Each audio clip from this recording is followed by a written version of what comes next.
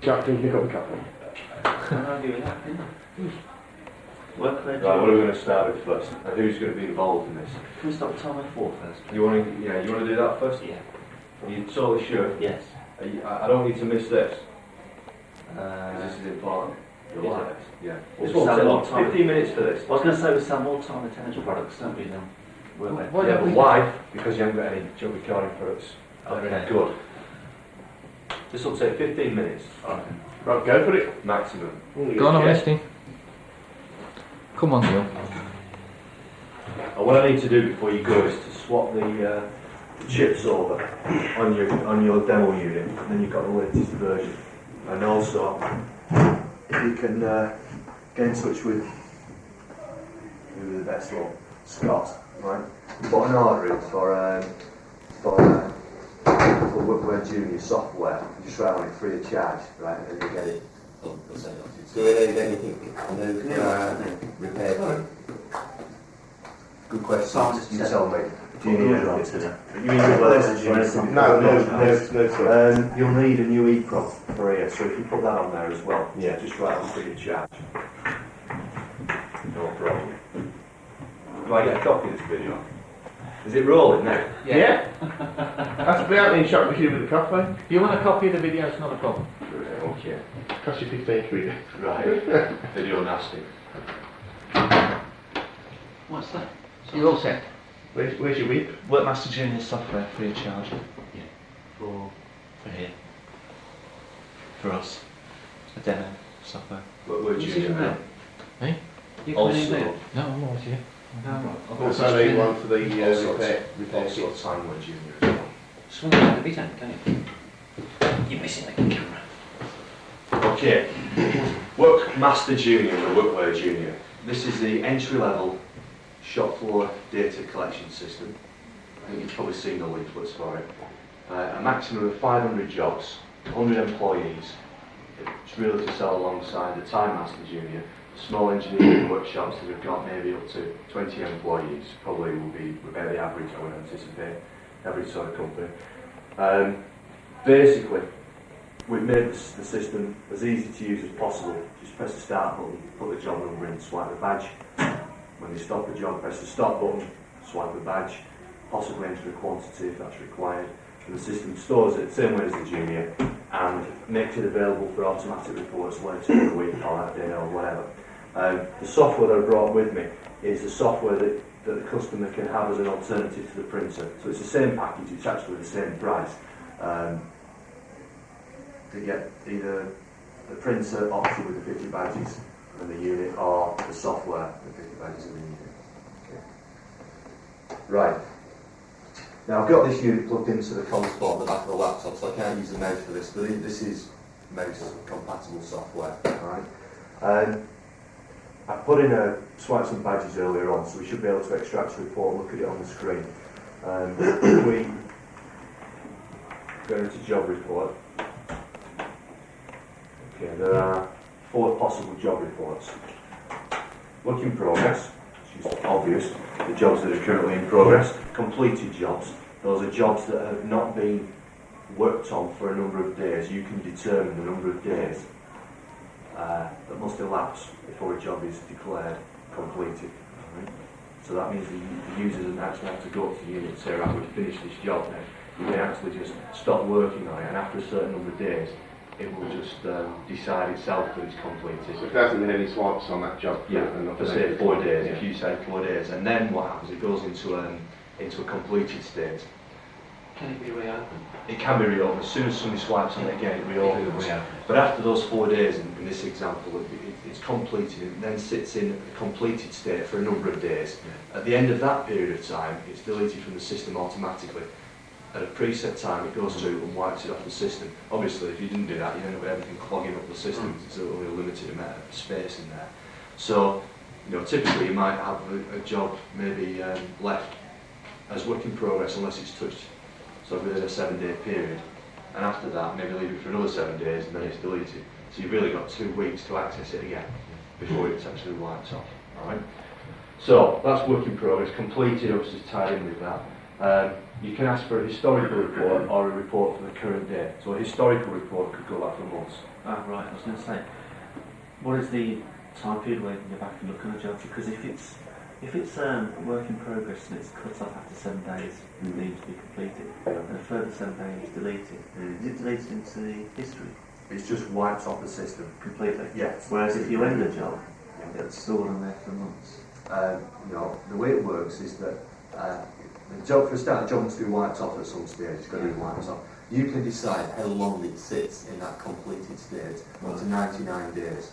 But obviously, if it's a big job and it's taking up a lot of space, it means there's going to be less space for other people who are working on other jobs. It's really, you've got to work out how many jobs your customer's got on the go at any one time, how many people are working on that job. There's a few different factors to consider. That's why you wouldn't really want to put it in a site with 100 people. You want it for the small engineering workshops where they're probably working on a job for a couple of weeks and then it's out the door. You get the printouts and then it's wiped off the system. You can actually manually wipe it off if you want. And if the memory gets full, it tells you on the screen, memory full, delete required. And then you've either got to wait until the cycle for the completed jobs finishes, and then it automatically wipes things off, or you go through and hand-pick jobs you want to remove, and then it will zap them from the system. Okay. So those are the 4 styles of report, and then you've got a long and a short. If I run the long one, first of all, for work in progress, it's a waiting connection. It's just pulling the lines up now from the unit. So it says printing in progress, so the unit can't be used at this stage. Pulling the data up. There's actually, I've set 4 badges up on the system. So Is this coming out at the same time as 4x4? it's out now, this result. Right, so what have we got there? Job number 1, work in progress. Badge number 5 is working on this job. That's one I swiped through earlier. Right. He started at 8 minutes past 9. Right. Good morning, Dave. Stop time. It's put a little A on it because it's an automatic. It hasn't actually stopped the job, it's still working on it, but because we run the report at 16 minutes past, it's inserted a time at 16 minutes past just for the purpose of this report. Right. That isn't in its memory, it's just there on the report. So you can see that on that here, he's worked a total of 8 minutes, and then it summarises the total at the end. Right. Alright? The The quantity would be there if we'd entered that, but we didn't enter a quantity. And using the software, we can jump down a page, back a page, bottom of the report, whatever. So if we go to the next page, on 10, there we go. Well, on that job, That's something somebody asked me the other day, actually. You've got- You can go up and down the report. yes, you can do. You've got 2 people working on that job. So they both started at the same time, so they both worked 8 minutes, therefore you got a total of 16 minutes on that job. I'm one of the old school, I'm one of the old 5750 recesses. Next page, there we go, that's the end of the report. So if we run that report again then, so No, Job I'm report. just on the company. Again, request. That 916 should be like a 918 now. Yeah. It's a real-time thing, obviously, the clock's moving on as we know it. The slight delay is because the laptop I'm using switches its hard disk off after like 60 seconds. As soon as you ask it to hard disk access, it has to boot itself up again. There we go. There we go, 918. So it's changed slightly. So you can actually get more or less a real-time view of what's going on in the factory. And if this job had been going for a month, then you'd have all the months worth of information before it, and the exact sort of time you spent as we were working on that job. So that's that style of report. We do the short version. That's right. Oh yeah, I mean, what, that's right, what weight is it? What type of person have you got with? Really just gives you a summary of the total line now. What position Instead of giving you all the individual data. Are they doing it with the left hand or the right? Tells you the job numbers, 1, 2 and 4, total amount of time that's been spent on that job, and the total quantity of widgets that have been there. Are we going to end up with a repetitive strain injury? So, You wouldn't be able to do it, it's impossible. so those are the job reports. Badge report. Yeah. If we ask for a badge report for weekly long, that'll do. On to that. That's right. This is really the equivalent of the weekly hours work report. Somebody wanted to use this for basic time accounting, could do so. There's no quote time infringements on it, there's no roundings. But this report would really be adequate for a company who's That's right, to yeah, produce a because basic hours work the report. actual, So this is not job orientated now, That's right. it's actually time orientated. Of course, we've not actually finished the day, so we haven't got any information that anyway.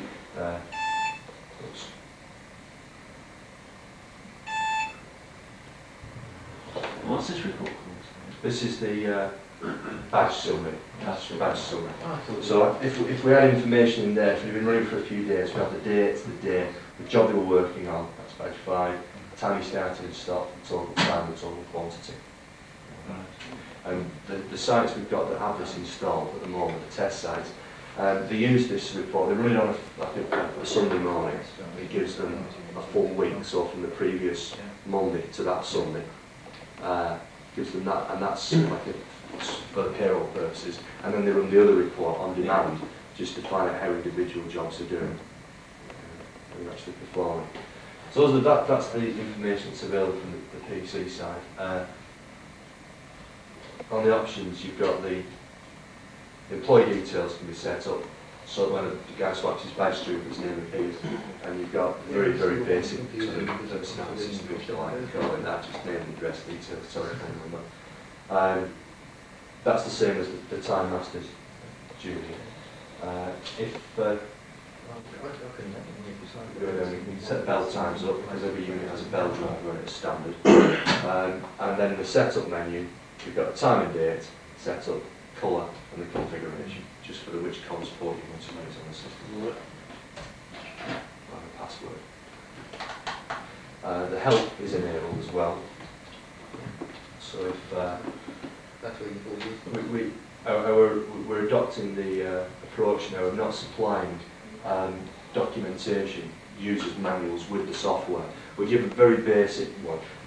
Actually, on this product, because it's hardware orientated, you would actually get a manual that tells you how to use this, but it contains 2 or 3 pages. That's all about the software, because all the help is actually in the software itself. So it reduces my costs and it makes it easier, I think, because wherever they are, if they're running this and they've got a problem, the manual's with them. It's not in some other room locked up. You know. That was the feature of time before, wasn't it? Yes, that's right. It certainly is. Yeah.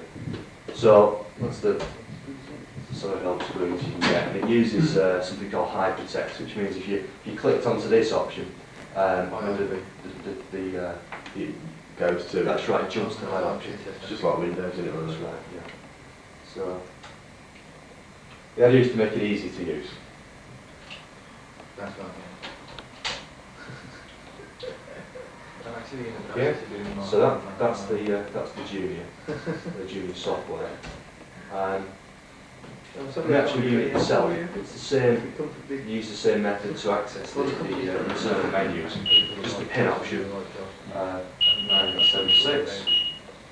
It's actually got the main headers the same as the other junior: clock, edit, report, bell, the system. System has a lot more options in there. Job stop format. You can actually request the unit to ask the operator for a quantity when they say stop a job, and you just toggle between ask for quantity, yes or no, and leave that set to yes. Calculation format can be in standard or decimal format. If it's decimal, it's thousands, it goes to thousands of a minute. Set to standard, it's a decimal. Completed job life. This is the only, if you like, not confusing part, but the only part you've got to really think about. You know, how long does the customer want a job to remain on the system when it's not in use? But most places who want this small type of system are going to have jobs going pretty quick. They're not going to have jobs that last for years, or jobs that have big gaps in them. So that would be a major problem. Auto job select, you can set the unit up so that when the user presses start, it actually gives them a job number. They don't have to enter a job number, it just gives them the next one in sequence. Very useful. Rollover, that's what it says, a rollover time. At that time of the day, it reduces all the counters for all the jobs to check if the job's been used today. If it hasn't been used, its counter counts down, and when it hits 0, it then becomes completed, or it becomes deleted. It is deleted. Yeah? So your rollover time you might set to midnight. So you've got to bear in mind that this system can't be used by somebody who's working a 24-hour shift. If they've got a 24-hour shift in operation, they'd have to have two clocks, one for day people and one for nights, because you don't want it deleting everybody partway through the day. Another feature of the unit is that it will insert an auto clock out time. If somebody's forgotten to clock out off the job and it gets to say 2300 hours, it will insert a clocking out time at a time that you specify. Not necessarily at 2300 hours, but it could be 4 o'clock in the afternoon, and that's highlighted with an A, with A on the report. So we're going for this. that's really a feature that I suppose would be useful in Time Master tuning. Maybe it'll be incorporated at some stage. Yeah. BST is the standard, bell times, the dial option. Obviously you need the additional hardware for the dial, but you've got the ability to drive it from the unit. As I say, maximum 100 employees. So Okay. that's basically it for the Junior software, the Junior products. Very simple, very straightforward, and we'll probably do for 90% of the small companies that just want basic job recording. Has anybody got any questions on that? Usually go to rooms for that. No, that's No, not. that's Well, all. basically, simply get the software will step back. Right, okay. I'm just glad we videoed it. 10 minutes. Okay, that's the Workwear Junior. I'll just briefly show you, because most of you have seen it before, the Timeware Junior.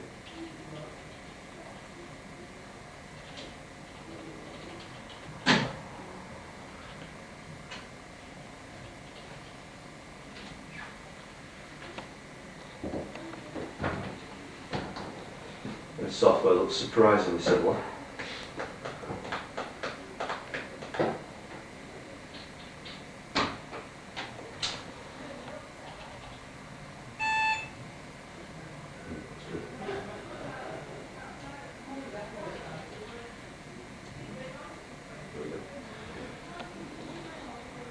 Basically, it's the same layout. The only difference, the only obvious difference, is the other reports. Yeah. They're all called latest weekly. Yeah.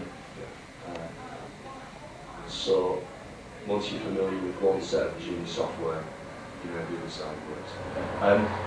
One thing that's new, that will be new to you, is the actual installation procedure. When you order this software, this demonstration software, you receive it.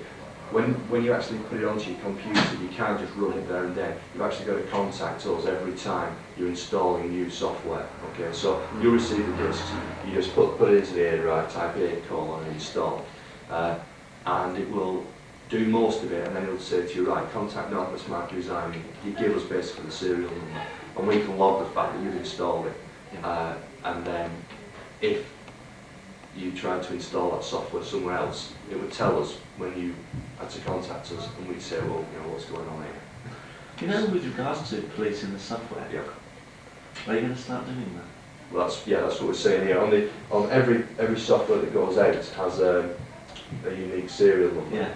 TGA 42. Does the password that you have to be manual for change every day It again? changes every second.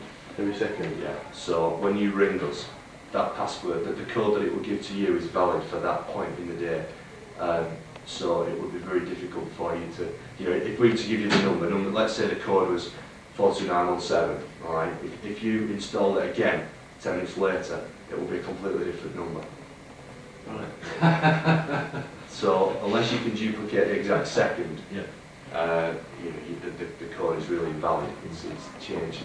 And also, the part of the installation procedure sets up this window. Now, the window at the bottom is the dealer's window. We do that at our side. When you order something, we'll say this is for Autotime Birmingham. That encourages people or discourages people from supplying a copy of this software to another dealer, because that other dealer cannot change that. That's sort of stuck into there. You know? This is the customer's name. You type that in when you install. And using this method of installation, if you were to simply copy the whole thing to some other customers, you wouldn't be able to change that. That other customer would have to put up with Megatech Software Limited or whatever at the top of their reports. If they're happy with that, then okay, we've lost. But most people wouldn't. So just coming back, from a sales point of view, Timeware 3 has been marketed at the moment as unpoliced. That's right, yeah. And it's to carry, timeware 3 is going to carry on being monthly, so they can just buy hardware once they've bought it within the group. No, that's never been the case really. It's just that that seems to have been adopted, that method. What we'll do, when timeware 4 is released, within sort of, I would say 3 months of timeware 4 being released, timeware 3 will be dropped as a product. Still be supported, but we won't be selling it anymore. Timeware 4, if a group wants to buy timeware 4 and they install it at several different sites, then they'd just be a user license. And the user license can't be that expensive because the cost of the software is very expensive. So, you know, we can't have the user license of £600 if the software is only 120 or whatever it is. So, I'll come back to that. That's all right.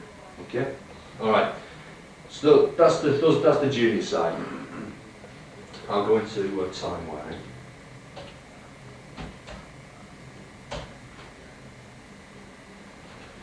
Put the mouse in for this. So, sorry, what you were saying then, is if the head office buys timeware 3 or timeware 4, as it will be, and a subsidiary company wants it, with timeware 3 we would say, okay, just take a copy of that software and we'll just buy with hardware. Yes. With timeware 4, they're just going to have to pay an additional nominal fee. For That's that right. software. Yeah,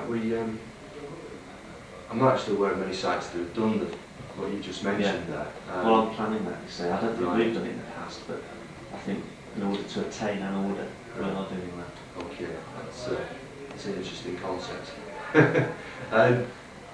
All right, well, the way we will be doing it is that we will supply with hardware, supply with the software. If the user knows at the start how many sites he wants, then we'll arrange a package for them. If it doesn't, if it just grows, then it'll be treated on an as and when basis, really. Obviously, the majority of the money we make is on the hardware, not the software. So we're not losing a great deal if we're just supplying hardware. But we don't just want the customer to copy the software from site to site. We'd like to keep a track of each individual system that's out there. Okay. Okay. Right. Timeware. Have you got a mouse? Yes, we have. Okay. It's not connected to this clock. Put that down. Right. I think most of you have seen the screens before. What I'll go through is the actual report side, where the report's done, because that's probably different from the last time we were here. We select reports and inquiries. There are two options. The option that the user will use on a daily basis is the top one, request reports and inquiries.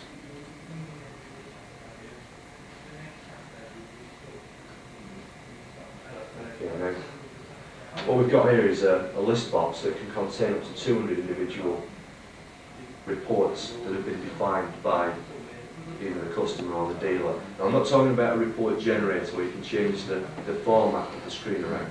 What I mean is that when you install it, the customer might say to you, right, what I want in the morning is an infringement report for Department 1, right? So you can define that report, and you can make sure that every time they run it, it gives them the information for yesterday, irrespective of what day you're running. And you can give it a name, and you could call it Kevin 1, because it's going to Kevin, who's the head of production, right, or head of Department 1. And all the operator's got to do in the morning is click on Kevin, and click on View or Print, and it will actually run the report for them, print it to the screen or to the printer. Whereas timeware 3 was a case of saying, right, I want badge order, numbers 1 to 99999, and I want absences 0 to 999, I want it output to the screen. It's taken that away. So once you predefine it in the first instance. That's right, you predefine it, and I imagine the dealers would do that when they actually install the system, and then the customer can produce additional reports as and when they require, and add them to this list if they need to. Yeah. So we run off an absence, right? Infringement report's a good one. Now, if you're not sure what that is, if the customer, if another person from a different department was running it, wasn't sure what info 1 was, you click on info, and it actually gives them information about that report. Well, it's a report on a graph. It's an infringement report plus a summary. That's its title. It's the key type is badge. That's the range. And when we run it, it's going to be for the current year, which is from the 1st of 1st, 94 to the 21st, which is today. So if we run it tomorrow, it would run to the 22nd. We've built a little bit of intelligence into it. So if we now click on View, it generates the report. And lo and behold, there is the report on the screen. And you see that we can actually move around the screen. You know, your question earlier about being able to go back, just forwards, you can do that.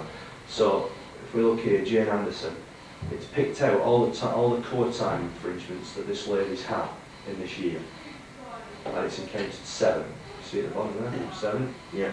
And then it's pulled out the next guy, and he's just got through. So it's printed out the shift that he was on, the day, the date, and the actual time that he infringed. And then at the very end, it gives a summary, which basically lists the people included in the report in order of offenders. So if, Jane Anderson's got 7, she's top of the hit list. Stephen Hines with 3, position 2. So Let's say court time infringement, you can make a summary if you like. that's right, it's the same, but it's really we call it court time when we set up the schedule, so we call it a court time infringement here. But it's one and the same. So that's an example of an infringement report. Absence report. Let's see what that looks like. This is all working on test data from GEC in Manchester. Okay. So again, Jane Anderson, these are all the days she's had off, the times she's lost, and whether it was a paid or an unpaid absence. At the very end, it gives a summary, very similar to timeware 3. Each of the absences she's had are listed with the status, the total time, and the total number of occurrences, along with the total paid, non-paid, and overall. So it's a bit more in depth as timeware 3. It just gave you the totals really. Well, just gives you the individuals. The old timeware 3 at the end, towards the end, or currently does give you these individual days. This is really a direct copy from timeware 3. The only difference with this is that it's easy to move around because you can go backwards and forwards. You can look at it, and it's just a new style. It looks better. These books just jump down a full page at a time, if you like. And at the very end of the report, it gives us a summary of all the information that's gone before it. So the total number of holidays, holiday type 1 is 20 hours and 5 minutes. So it summarises the whole system for you. And the third report that I brought is the archived hours work report, which will look like this.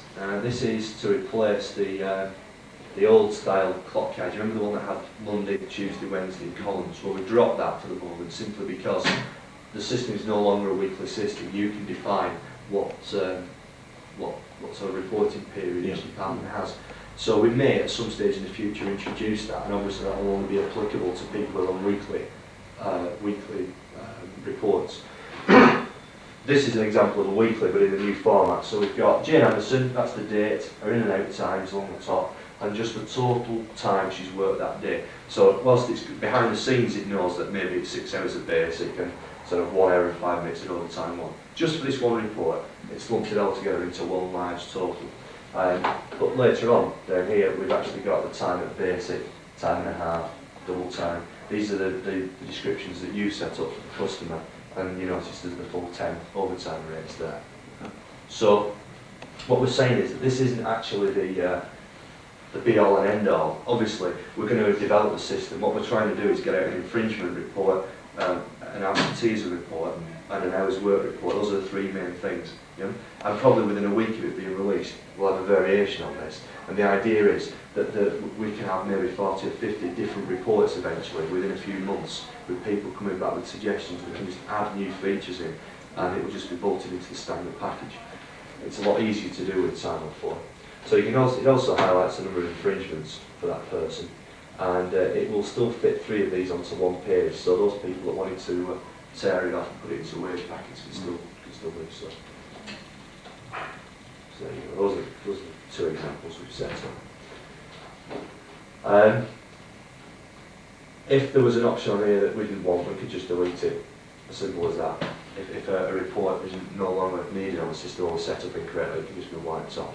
And obviously that option could be passworded so that the office junior who's running the system can't accidentally delete one of the predefined reports. To actually set up a new report, self-explanatory really, report setup. If we set a report up, let's say a database report, we give the report a title. So this can be called Test 1. How many copies do we want of this? So we'll have 5 copies. What's the report type? Well, because it's database reports, it gives us an option of which database we want to report on, so we'll have absence codes. And there's no other questions to ask really on that report because it's straightforward, it just prints out all the absence codes. Yeah. If I save that, then there, it saved that away. If I go back into the request option, test 1, there we go, it's at the bottom. So if I view that now, there we go, just printed out all the absence codes for me and told me that we've used 8 out of the possible 99. So you can set a report up. You could actually have printed it out from that other side, but I just decided to save it. If I go back into it, and let's say we'll do one for test 2. We'll do this one for Does groups. it prompt you if you put the same title of something you've already got? It will. Let's try it. It'll actually allow you to have 2 of the same name in there. It won't prompt you, it'll let you put them in, it won't overwrite the previous one. So you'd see it and you could then go back and just change it. Okay. Yeah, we got it. So I just want to select something that asks some more questions, like employees.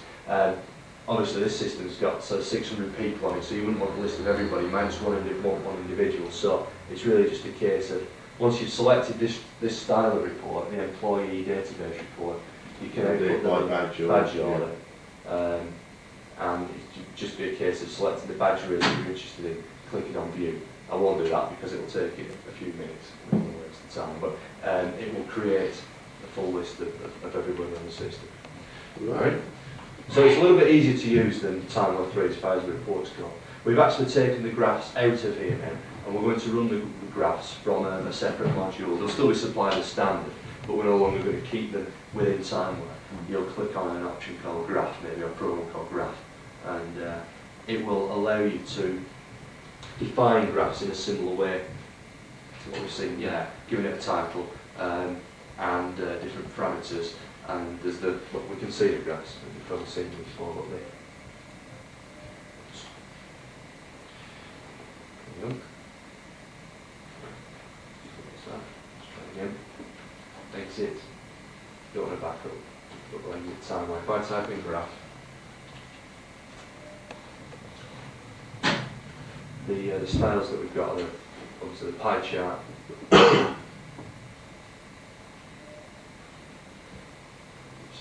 Always a neat one to use at a demonstration when you set up your equipment and you start talking to the customer.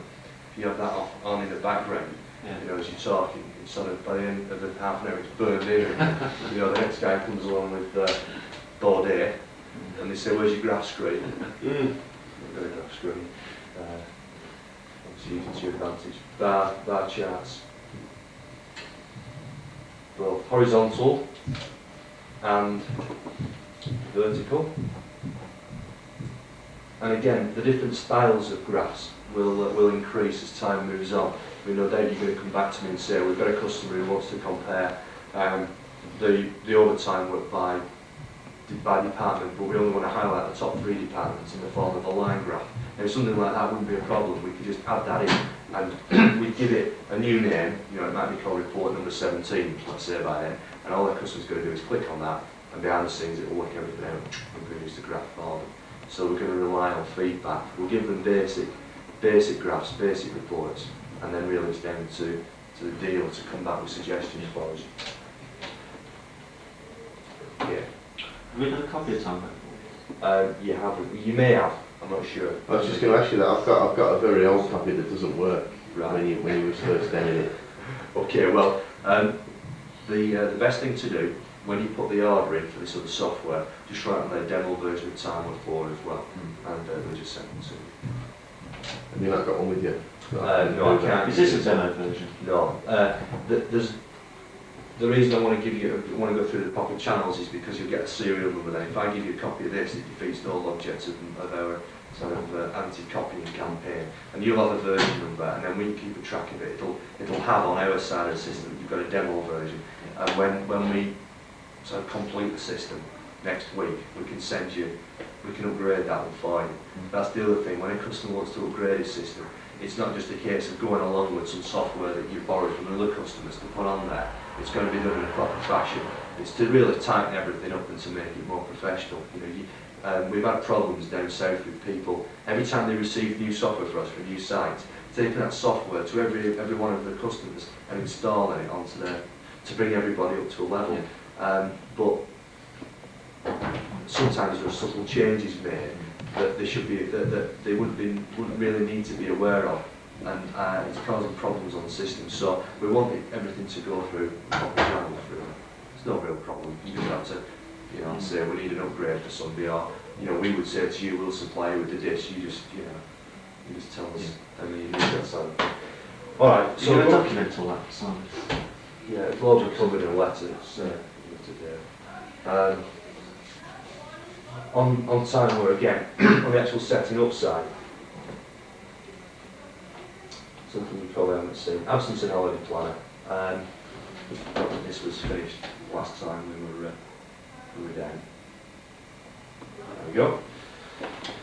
Okay, Jane Anderson, I'll use her as an example. Let's say that Jane wants to have a holiday in 1994, that's the year, but she's booking a holiday in August. So, what happens down here? This screen jumps to August now, as soon as we select August, so the 1st of the 8th for this lady. And we go down and see she's got a few things booked there. Let's say she wants to have the 15th of the 8th off, London, that's her birthday. We click on information. The system can tell us how many other people in her group and her department have got a holiday booked on that day. It's because the company might have a rule that says, you know, you can't have less than 50% in. So that's the number of employees in a department, total number of things booked, 0. So there's nothing in the group, there's nothing in there. So before you've actually booked it, you can make an inquiry and just find out, you know, if it's okay to do so. Alright, so that's fine. So she wants to book the holiday, so it's a new absence, new holiday there, we click on new. From the absence code selection, we just pull down one of the codes. So what we've done is we've reserved the first 5 codes as special codes. Number 1 is always used for infringements. I think it was 0 on time, right? It's number 1 on this. And codes 2 to 5 are used for holidays. You can define the description, but they're special codes used for holidays, and you'll see why later on. But let's say she's going to book an annual holiday. She can specify the number of days she wants to have off as well. She could say, I want 7 days off. You have to enter the time she's going to have off each day. So let's say it was 8 hours each day. And if she happens to come in on any of those days, we'll treat the work as normal. This is the same as time went through. You can actually highlight it in a different overtime rate if you wanted to. So we just click on add, and what it's done there is it's put in the 7 days that she's booked. Alright, starting on the 15th. So that's the first one, second one, third one, 4th, 5th, and the other 2 days it hasn't put in simply because we didn't click on include weekends. Right? So you can, if you were setting a fortnight off, you could do it in a number of ways. You could say 14 days, but miss off the weekend, so it'll put in the correct number. You don't end up with it including Saturday or Sunday. Special work, right? Right. Why is it spaced it out? That's because it would be possible to have more than one absence on one day.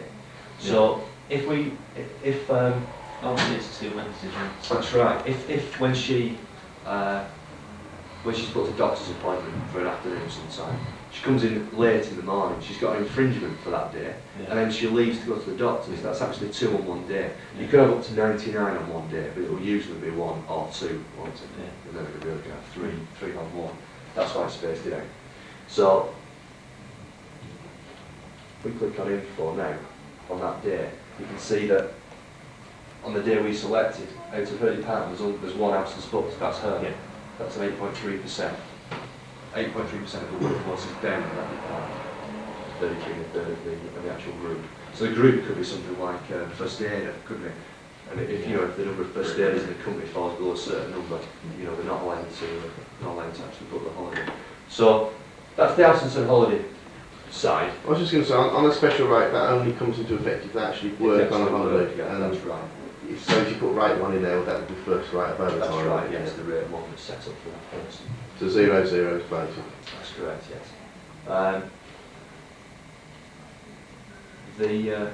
the holiday planner also works years in advance, so you can set up, you know, when you get towards October, November, December time, you can book up the next year's absences into the system.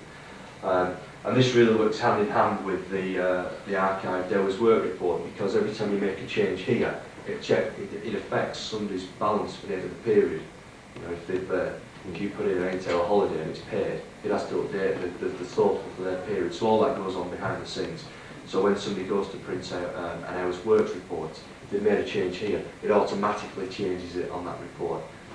There's a heck of a lot of work goes on behind the scenes. We've tried to make it as simple as possible at the front, actually use it. Okay, so that's your absence and holiday side. So I'm not boring you there, am I? No, not worry at all. I'm just wanting to obviously get hands on it as quickly as possible, because it's quite a difference to time through. Jane Anderson, again, it's a poor lady, she gets a lot of stick. This is the employee details screen now, so we can click through all the people in the system. Now, you see the speed at which it's moving through. This system's got about 600 people on it. So,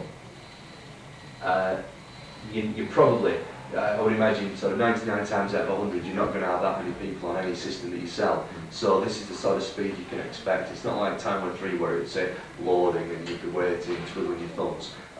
We would recommend that it's run on a 386 or above. And really, you should let us know when you're ordering timeware for what PC it's going on. I don't mean like a Sanyo or whatever, just say it's a 286 or a 386, because we're trying not to sell it for 286 machines. It means we have to compile the program in a different way to produce a 286 version. It doesn't mean you've got to wait weeks for it, it's just like 2 minutes of a job. But we're trying to just keep it on 386s because I want it to be known as being a fast sort of quality product. And if it's running on slow machines, it gives the product a bad name. Right? People think the system's slow, and it's not, it's the PC that's slow, so I'm trying to keep it on 386. Okay, so go back to Jane Anderson, there she is. If we click on absences, this is like the absence view option on the current employee details screen. Alright, we can see here all the absences that she's got booked, or she's had and she's actually got booked in advance. And we're only, because we've crossed on display holidays only, these are only those first 4 codes. You remember codes 2, Right, 3, yeah. 4 and 5? The latest and 3 holidays. That's right. Actually, not latest, just the holidays, the 4 holiday codes. Right? So, and you can look around those and you can see what she's taken and what she's got booked. If we click off that, bit of applause, and there we go. It now displays, after that bit of a delay, it now displays every possible absence she's got in the system, so that the operator either has an option of viewing absences or everything, holidays, sorry, or everything. Okay. Right. Now, on this side, let's put something sensible in there.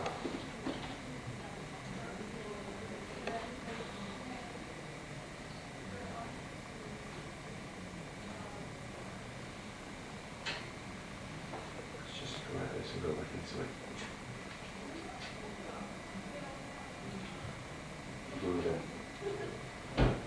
A laptop that doesn't switch itself off when it gets bored.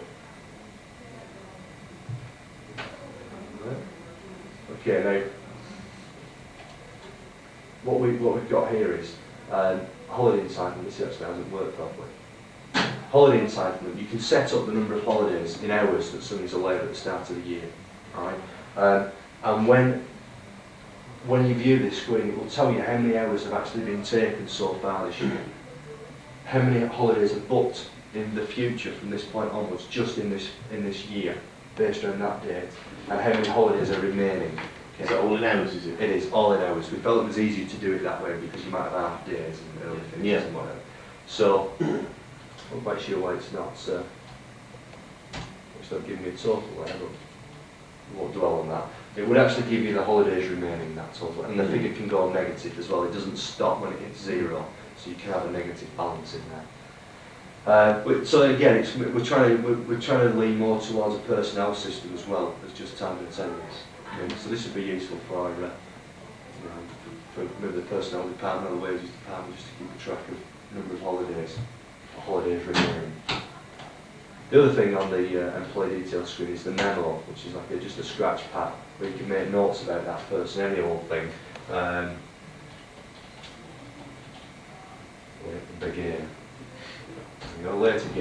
We can save that, move around different memos, have different memos for different people.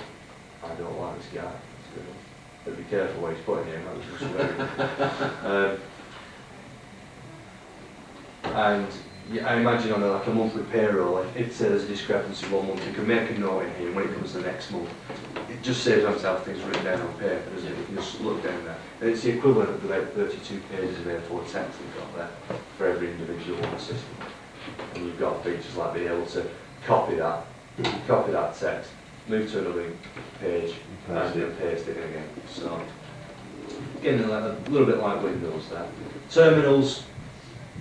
When you're setting up the person, all the possible terminals on the system are displayed on the left-hand side, and you can just click on them and pull them across to the right-hand side, depending on what term you want, which term you want them to clock in at. Easier than putting 01/03/05 like timeware 3. You're actually calling the terminals by name now. So you know if you're talking about it. If there's a problem with a clock, you can say it's London Main Corridor, and hopefully you'll have documentation on your side of which clock that is, and maybe a serial number, and you know it just helps on the support side. So those are the terminals. That's the setup. The swap feature. There we go. The swap feature allows you to swap a badge from one number to another number. I've lost it or broken it. That's right. You can also swap whole departments from one department to another, and whole groups from one group to another. So if you had at a company where they've got a lot of part-timers, maybe like a seasonal thing where you've got students working there, put them all in a group number 1, and you've got all your full-time employed people in other groups. When those people go back to university or college or whatever, you could swap them all out to another group just to get them out of the way. And maybe when they come back next year, you can swap them back in again. You know, it just enables you to swap whole groups of people rather than just one at a time. Some companies use it when people leave or go on maternity leave, just to actually move them out of the way. They'll still run the reports because they could move that person to a badge that was outside the preset range in those other reports, couldn't they? So it was never picked up by the system. And then when they rejoin the company, just pull them back in and pop them in the right place again. So that's a useful feature. It's moved on a bit since timeware 3. Okay. Next thing, backup and restore. This is a useful selling point as well, because more and more people are clued up on this side of things. You know, what happens if there's it's really tied with support, isn't it? But what happens if if we lose data from the system? You know, how do we get the information back? Well, there's a very comprehensive backup and restore feature built into timeware 4. You can specify which drive you want to do the backup onto, so it intelligently works out how many disk drives you've got attached to the computer. Well, that time it was just solely C, wasn't it? That's right. This one, it could be F, D, E, Q, whatever you want. So we'll do a backup to C, drive C. Now, there is a feature on the system which means that you can do a very quick backup to a subdirectory of timeware that's created when you install the package. So if you as a dealer were doing some testing and you weren't sure what the result was going to be, you could quickly do a backup and it put everything into this backup directory. You could do your work, and if you've done any damage, you can pull back the backed up data without having to use floppy disks. So we'll do a copy to the C directory. We can actually copy the current month, the previous month, the whole current year, everything on the system, or we can manually enter a date range we want to back up. Now that's useful because at the end of a period, they could back up the previous period and keep that on a floppy disk and just pull it back in when they want to run graph reports, maybe analyse different data. So we say all, and we just click on OK. So then going through checking the different file sizes. It's telling us that we need 0.2 megabytes of hard disk space to complete this backup. Now that's probably okay on something that's got a hard disk, but if you were using backups, it would tell you how many disks you need to actually do the backup, so you don't get caught short towards the end, right? And then you've had a couple of customers that have complained because the backup has gone to more than one hard disk, and timeware 3 won't cope with that. I never imagined you'd ever fill more than 720k, but we click on continue, you see it's just whizzing through all the different files as percentage is complete. And it does a similar thing to a floppy disk. if we selected that option. There we go, and that's it. It's done the backup to this subdirectory. And if we wanted to restore the data, I won't do that this time, but we just click on restore. Right, we'd say C drive, oops, not A drive, C drive, just read the disk, and it tells us what files we've got stored away. So if this was onto a floppy system and you weren't sure what you got on your disk because you hadn't labelled it, it would actually tell you what was on that floppy disk. So if you were looking for information, you could actually find it. So we've got a whole load of things here that we backed up. If we want to use some information, we can see that this backup was created on the 21st of April 94, which happens to be a Thursday. We only copied disk 1 of 1, there was only one disk because it was a hard disk. It's pulled up all the reference databases such as the employee details, departments and groups, and also all the archive data information like the absences and the errors. And the date range was from the 1st of the 1st of the 1st, which was a heck of a long time ago, up to the 31st of 12th, 99, which actually pulled up everything in existence. It's quite a lot of information. And we could restore it just by selecting individual items and pulling them back. So you don't have to restore everything. You've got a rough file or whatever, you have to just pull that one file back. Or if you want to click them all, just pull all, they're all across. So really we felt that this feature on timeware 3 was very weak, so we've spent quite a lot of time improving that, and it should make it easy to support and sort of maintain the product. That's the backup and restore. Payroll link, briefly, is very similar to timeware 3. You select the payroll when it boots itself up. There we go. You select the payroll that you wish to create a file for, and we've only got 2 at the moment, but we've got like 5 or 6 others planned. Really, we just rely on dealers now to say, right, we need a link to such a product or such a product. We'll create the file behind the scenes and just add it to the list, and it means that from a sales point of view, when you can put that up on the screen, there's a good chance that one of their payrolls is going to be one of the options, and that's going to be a good feature. It ties it in with what we're currently using. The payroll link, they created a payroll link with timeware 3 and we upgraded to timeware 4. Do they have to rewrite the link? The link? No, the link will look for the peg link looks for a file called TMD link in a directory called timeware. So what we'll have to do is I'll have to talk to PegLink to see if the directory can be changed, because it's no longer in timeware. It stores it in something called timeware/database. But the name of the file is the same. You notice that TMD link, we've kept that constant, so that'll make it compatible with the previous versions.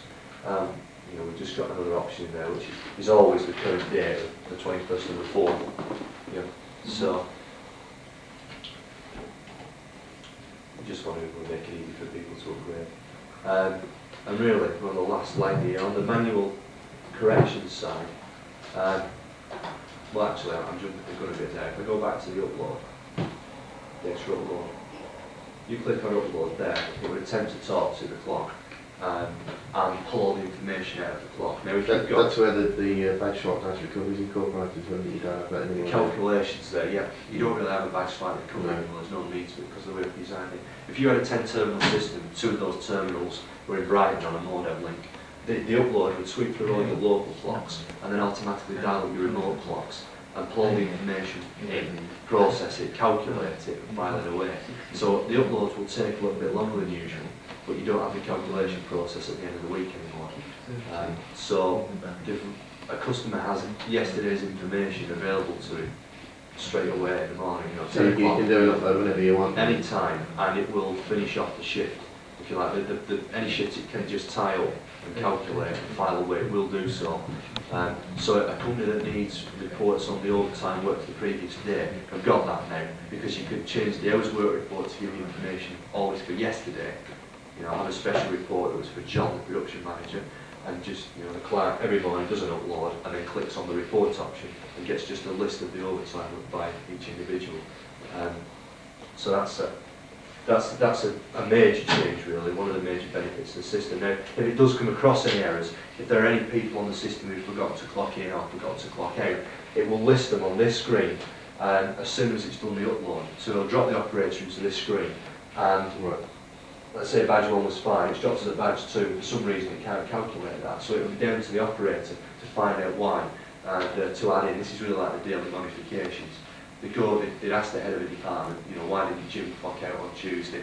And he'd say, well, he was rushed off to hospital, so they clock him out at 5 o'clock manually, and all they've got to do is click on recalculate, and it will then push that person's data back through the calculation process and add it to the archive file. So if you've got a system with 10 people on it and badge number 2's got an error, every time you do an upload, badge number 2's information is stacked up because of that error that's at the front of the queue. Everybody else goes through nice and easy. As soon as you've corrected that error for badge 2 on the Monday, let's say, it will push everything through for that person. So it really needs the operator to keep a track and get that information from wherever. You know. It doesn't slow down the whole process though, it only stops that one person from getting information. On the upload, it calculates automatically. Can you get it to upload automatically? Yes, you can, yeah. There's a batch mode, you can run the system in a batch mode where you can define up to 200 different operations or reports that you want it to perform. And maybe at the end of the day, when the operator's about to go home, when she exits, you can leave it in batch mode. And it will just sit there and cycle through. You'll see the time ticking over the screen. It'll cycle through all the possible options it's got built in, and it'll do an upload and then maybe produce an infringement report or you know, whatever. So we've built that side of it in. So that's correcting errors that come up from the clock. If the operator can't solve that problem because he was on a night shift and the foreman isn't in, he's in bed, you can click onto the next one, next error. Just by clicking next error, it finds the next problem. So you don't have to run an exception report and manually go down the list. And once you've corrected one, does it wipe it off the list? Once you've corrected it, you'll press recalculate. And it takes it off the list if it's correct. Yeah, that's right. And then it just wouldn't appear on this error list anymore. Okay. Now, once the data has been passed through that side of the system, it's actually filed away to an archive file. The archive file is a very big file. It basically, for every individual, it contains the badge number, the date, the department they were working on that particular day, because you could move them from department to department, the shift they were working on that day, 8 in and out clock-ins, and 10 overtime rates. So you've got a records like this for everybody on the system. But it means that from a reporting point of view, for historical reporting, you could go back to actual in and out clock-ins from 10 years ago if your hard disk was big enough on your computer. There's no real restriction anymore. You can go right down. You're not just looking at totals like we are in timeware 3 periods. You can go right into the in and out clock-ins, and that means you can produce infringement reports for the whole year. You're not just restricted to a 7-day period like timeware 3. Okay, so if we wanted to edit some information here, Jane Anderson again for April. Click on a day, Sunday, click on accept. Computer switches itself on again, and there we go. We've got a screen here with previous and next buttons. There we go, we've got some test data set up. So that date is the 2nd of the 4th, 94. That's, let's see what we've got here. These are the in and out clock-ins for the day. 8:38, 12, 1300, 1400 hours. And you can see that 8:38 was made at Terminal 1, that clock-in, and it incurred an infringement. She must have come in late. But 12, 1300, 1400 hours were fine. There's no infringements there. So if we were to do an infringement report for the 2nd and the 4th, we'd find that it pulled out 1, and it was at that time. Also, the schedule that she was working on is displayed here. So really, as you're flipping around this screen, this thing, it gives you, it would give you, if you've got a lot of information, it would give you the in-out clock-ins for any particular day, the terminals they made the swipe at, whether it's an infringement, whether it's been manually altered by anybody, and then the 10 rates at the bottom are the overtime rates. You've got the 1 all the way through to 10, and then the lost time again. Any changes that are made here are automatically update the total at the bottom. So if once you've calculated by doing an upload, if we went into here and says you start at 8 o'clock, it would remove the I and it will recalculate the bottom and recalculate the total. Very much more intelligent than yeah, that's right. it does the hard work for the It's all user. tied in together. That's right. Instead of the user having to do an Alt-T and go across and change the totals on the weekly month screen, it's just a case of saying, well, if you arrived at 8, that's all I want to type in, 8 o'clock, and the computer does the rest. So, that's like the modification side. The OK Save feature, do you not have to click on that every time you leave the screen? No, that's just if you've actually edited something. You know, you can come out, if you made a mess of the screen, you can close it, you just get rid of it. If you OK save it, you actually save it once you've done. So you need to do that when you've made an event? Yeah, when you've made it. And again, just in case it's flipping through the people, the different years, and selecting a month, all done by some drop down screens that are very easy to use. So for March 98, Sunday on March 98 for me, that's the first and third. You know, it's, the calendar is like a perpetual calendar, it will go a lot longer than we will. Okay, so those are the modifications. I was going to make a joke then, but it didn't. Sorry? I was going to say for the terminals, maybe. I'm going to say anything like that. Probably the last thing to show you. Department categories. This is another good selling point here. Picking these bits up for you, you see. The system can be monthly, weekly, bi-weekly, 4-weekly. It's really, we think we've covered all the options. We haven't covered a manual setup one that a period that is defined by the user defines the setup. But those options should be enough, I would have thought. And it means that you can have a system that's got 2 departments running monthlies and 5 departments on weekly, 3 departments on bi-weekly, and it will just cope with it. When it does the upload, it just works its way through everything. So it's final by department? By department, yeah. The total number of departments you can have on the system is 1.7 million, the total number of groups is 1.7 million, and the total number of employees is 100,000. Yeah, that's enough. If you exceed the 1.7 million, I will buy you a small island somewhere. Because it would be a big job, I would imagine. So if we select calendar month, you can then define which day of the month you want the actual overtime to be based on. Every 20th it'll calculate the overtime for that person. So when you pull the data up on the 21st of the month, any information for this department, it'll say, right, we've gone past the period end now, so it'll sort of close off that period and it will open up a new period on the 20th of the next month. So it's like a continuous. So if it's calendar month, you put in That if it was, that's calendar month, yeah. If you use 4 weekly, you would. Sorry, if you use daily, you want to use a mouse. So not daily, you specify the start day of the week. So Thursday start days. So if you did calendar month and you put the 20th in, would it take that as the end of the week, like? It would, right. There's one option missing off here. It hasn't been put on yet, and that is to cope with which week are we currently in. You know, if you start off on a 4-week cycle, Yeah. it needs to know the day, which was, let's say, on Thursday, but it needs to know what week you're starting in. So that's actually going to be stored in that little drop-down window where, you know, when we select calendar, it fills this box full of days of the month.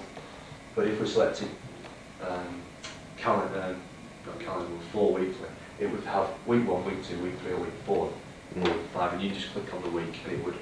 Yeah. Well, I'm saying like, on calendar month, if you said, well, do the overtime calculation on the 20th, Yes. Yep. would like the 21st be like the start of the month then for the? Or It would be, yes. Yeah. Sorry, yes, it would. Yeah. So in effect, it would do the calculations at the end of the day on the 20th. Right. Well, actually, it does the calculations as you go along. Imagine you're on the 1st of the month and your end of the month is the 20th. Yeah. Every time you do an upload, Yeah. not only does it write away to the record for that day, it also updates the total. So any time you can run a report to see how much overtime you've worked so far. Yeah.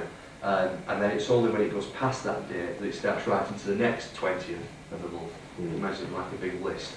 So you haven't got to wait at the end of the month for No. 2 or 3 hours for it to do No, it. you can run your It does it, report. yeah. That's right. 2 or 3 hours. Well, on the monthly one, wouldn't it? If on time way through, if you got out of the break one. Okay, that is basically it. I'm just thinking, actually, I think I've sold timeware for the entire period that I've been with the company and we've supplied the timeware through. Those are the main features. I mean, there's all the setup screens, but you've probably seen those before. That's the gist of it. There's a lot of features have been taken away from sort of the front of the system and put into the background, so the customer doesn't see them, but they're still there. Automatic. We've tried to make it as easy to use as possible. And no doubt there'll be modifications to it. I'm not talking about from a book point of view, but from a sort of a development point of view, you're going to come back at some stage and say, why can't we have a report that does such and such a thing, and then we just have to add it into the system. So that's where we're up to. If you make a note to send the facts through to us, asking for all the demo software and whatever else you need to replace stocks of your service kits, then we'll sort that one out for you. Is there a release on the next Oh, what, sorry? Is there a release date on it? On this one, Wednesday, Tuesday or Wednesday of next week is the day. I'm going to put it in the newsletter and send the information. It will come through on the fax in big letters when it's done. We're doing the last assault on it over this weekend. That's myself and Nathan. There'll be a fax on Monday, so it's week after. That's right. So we didn't say which year. In small letters. That's right. We've got, there's a stack of orders really waiting to have this installed, and it's really down to you how you want to do it. Obviously, a brand new product, there must be some problem with it somewhere. The development's taken like 5 or 6 months. There's going to be a wrong key press somewhere amongst that 5 or 6 months. So we're going to install it at local sites to us. I would suggest if you're going to put it in anywhere, you start with something that's just down the road. If you've got any like that, then you can put it in. We've got a couple that have got timeware 3 waiting before actually. Right, okay, well, I start off with one, and I've run it there for a couple of weeks. Go over a couple of period ends, and if it does the overtime correctly, and if we haven't said to you, look, hang on, if you do such and such a thing, there's going to be a problem because we've spotted it at our end. And then I'd say, right, really start putting it into as many people as you want there. We cancel the first time. It's a safe contract after that. So that's it. Are there any questions? Got any questions about it? Anything that I haven't highlighted? From a training point of view, seeing it here, Yes. it's all very good. Yeah. But if I'm having trouble actually getting to grips with it, is maybe going on a training course or an I would imagine so. Nothing's planned at the moment, but what I want to do is, when it is released, get all the people that will be training people onto our place. Just that with timeware 3, it's a gradual learning curve. It's thrown at the deep end and learn as you go. Well, this is completely different, I think, because not only because it's not been developed gradually over years and years. This really is, we're taking all that knowledge and we just come with something new now. It's got a pretty screen and hopefully a better product. So we're going to really insist that people go on a training course. That's the way it's going to be. But you can see from what I just talked about there, if you're actually training a customer, it wouldn't take too long. It wouldn't take half as long as timeware 3. The report side, you set them up for. All you've got to say to it is just click on that option and you'll get a report that gives you the hours worked. Whereas on timeware 3, you'd be saying, you select badge order, then you select the range, and if she didn't grasp any one of those little features, you lost her and you have to do it again. Yeah, when you sort of when you got into the badge swap thing, and you got to remember to do your upload and Confuse me, never mind the customer. So I don't think it'll take as long to train people, and I don't think it'll take as long to train the people that are selling the system. There are screens I've missed out there that you'd miss out when you were selling the system, like the setup screens. It's really the end result, isn't it, that the customer wants to see. The fact you can click on an option, get an infringement report, or a graph that shows him which people are worst or which departments are worst. And I think that alone would sell it. And the other bits, the fact that it adds the time up, is like a side issue. Yeah. There was one thing, Simon, for your reports, Yes. you stuck with badge number. No, you can have them with badge, group, department, payroll number. The name option, I think name just... Alphabetical. Well, it should do, yes. There? Yeah, it is. I think on some of the options it is. If it isn't, it's one that should be introduced.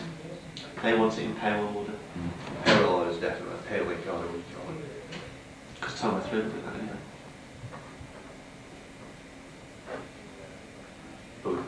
Yeah, I don't think they're going to go to What time? I'm okay with that.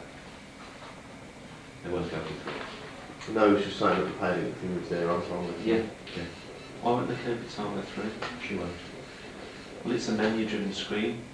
She's computer illiterate, so that's going to be easier for her as opposed to this. That's what we're going to She'll put. cope with that. As far as like the computers that we recommend to run it on, it occupies about 1 megabyte. That's the program. Okay, now whereas timeware occupied about 3 meg. So if you say maybe 2.5 megabytes for your actual program and all your files, you'll be okay. So that's the only amount of spare disk space they need. 386 and with at least 640k RAM. But most computers that will probably be having this type of system would have 3 or 4 megabytes of RAM, I would expect, and that'd be no problem. So that's the timeware side. That's that product finished. You don't have any more questions on that? Are you watching? You're flying. Quickly before you do, you saw this earlier. Probably Get that on the video, yeah. Yeah. We're having a new case design at the moment, taking into account all the comments that you've come up with over the years. We will be dropping the small reader that we use inside of this box. Going for a longer run reader, 19mm reader. Fit in here, and that's a very, very rough idea of what it's going to look like. But the screen, whilst it's still a 2x16, I think it's the same one that those French people use. I'm not going to say on film, not a free advert. So it's still a 2x16, but it's backlit this way, very clear. That's going to sit inside of there. The keys that we're going to have on the unit, certainly on the Workmaster Senior for the job recording, we're going to make the buttons bigger and probably have a built-up rim around the keys. So the French people do that as well. They've got like a lip on it. Yeah, that's right. So it's easy to. We're videoing it anyway.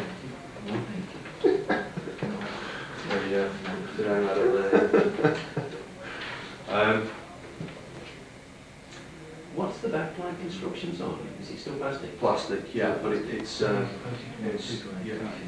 could stand it like that and stand on the box. It wouldn't break. Those are just like came below my feet. But this is a solid. It's plastic back.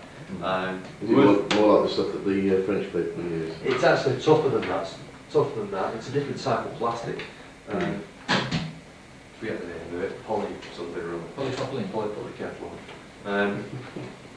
It's going to be hinged on the left-hand side, so you fix it to the back wall. You have your transformer and eventually the battery. The screen, we're going to eventually make it part of the circuit board. So when you take the board off, it will be from this part, and the screen will come with it. And you're just working with one module then instead of having these I wires. was just going to ask about that actually. Are you going to have to, I presume, modify the existing board to incorporate that?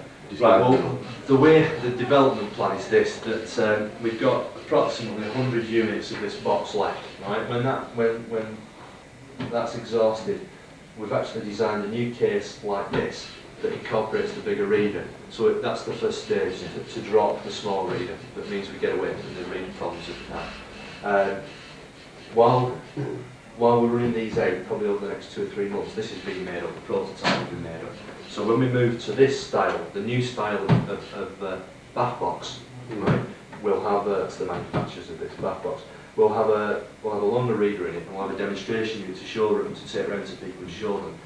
What we're thinking of doing is keeping the junior products, in this case, the smaller case, because this is obviously going to be more expensive. Junior products is a low profit product, so we'll keep it in the cheaper case for the moment, and we'll start off by having the Time Master Senior and the Workmaster Senior. Time Master Senior is really just a Time Master 3. Okay. When do you reckon those will be start pushing through? I'm hoping that, provided we can accept the drawings that are done and they all look okay, that we're only looking at 12 weeks to come up with the first prototype. So I'd like to think that certainly by January the 1st of next year, we're using it for everything. And there'll be gradual. We'll be able to show you something, I would imagine, within sort of 3 months. You said there's going to be a battery. Is that a There will be. reserve? That will be, yeah, to give you sort of however long, 12 or 24 hours before Years. it's full function. by putting it in the back, it's easier to access for support, you know, and it's easy to install on the hinge on it, so you get it fixed to the wall, and you're not having to, you know, have one thing on the floor. You can have a proper lock on it. Proper lock on the What bottom. type of cable entries are you anticipating, son? What type of Cable entry. cable entry? What we've asked for is be a hole at the back, just a hole that's made. There'll be knockouts, but they can't be knockouts because the plastic's that thick and tough. You can't have a knockout. You have plugs. So there'll be for the same size conduit that we use now. There'll be one at the bottom, one at the top. You just take the plug out and run your conduit. Are you ever going to think about putting a sort of round one in for trunking conduits? Conduit, yeah. Right, we were actually just going to use the square plug type. But sorry, you know a square, a square plug. You know at the moment with the knockout we have, it's square trunking we use it for. Well, it'll be a plug. You just remove the plug, pass the trunking up into the unit, and inside Conduit inches, rain conduit. Right, we've not considered that, to be honest. How often do you use rain conduit? I'd sooner use conduits. Alright, thanks so much. No problem, yeah. I'll see you. What it I mean, is, if it's a job that isn't using trunking, Yeah. you need a gland in there to hold the cable, rather than just having a cut in. Right, well, inside we're having the same configuration of transformer and battery and fixing points as the French people. Yeah. So, you know, do you find that easy to install? what about that? Yeah. Oh, sorry, French people, yeah. I don't want 2 screws, I'd sooner go for 3. Right. At least have a keyhole stopping the top. Okay, well, as far as the fixing goes, Yeah. that's really yet to be totally decided. We've not laid the rules out for that. The lock will be on the bottom. Yes. It's a metal key, not a plastic key. So it'll actually be sunk into the plastic. So when you look at it, you won't see like the lock sticking out. I imagine it to be on the side with it I swinging think it out. would have been on the No, it's side gonna with a be- side hinge. They've actually come up with a good way of doing it. So, yeah, it'll be on the So bottom. is it more than one locking point? It's yet to be decided, so, Yeah. but the idea they've come up with is to have a locking point at the bottom, but once it's in place, by sort of pulling at this top corner, you wouldn't be able to shoot. Yeah, that was what I was concerned about Yeah. when you said on the The bottom. plastic is, I haven't got an exact, maybe I have an exact. It's not actually a plastic, it's polyurethane. So it is actually a moulding, is it so? Yes, an aluminium mold. Here's an example of plastic. It's made of this sort of material. Yeah. So, and that's the thickness of the box. So the actual front and back, The the whole- actual mouldings Yeah, are that, that's as right, opposed yeah. to a sort of Exactly right. glue It's an structure. aluminium mould that's been made up Yeah. for us, Yeah. and this is sort of poured over the top of it. Yeah. But you can see, you know, What's it thick in it? it's thick, it's tough. Is it thick? You have to put it in a vice to bend it, to snap it. It's you know, it's tough stuff. So that's the plan for the. It's really short term, I suppose. That'll be with us. Well, I mean, if you're going for a square cutout Yes. with a plug-in, Yes. have we got room to drill a 20mm hole? Do you know the Yeah, well, depth yeah, of that backlight? yeah, no problem. I mean, there's ample room. Well, to start with, I mean, bear in mind we'll be using the same circuit board. Yeah. I mean, we'll have bags of room. Yeah. No, but you know the lip around the backlight? Yes. How deep is that? Do you know? That's going to be 2 centimetres there. 2 centimetres there, 2 centimetres at the front. Yeah. At the moment. You want us to think about At least giving an allowance for a 20mm 20mm. round conduit. Right, okay. Okay, I'll do that. No problem. So, those are the plans for the next version of terminal. I think that probably concludes the talk. Got the bill.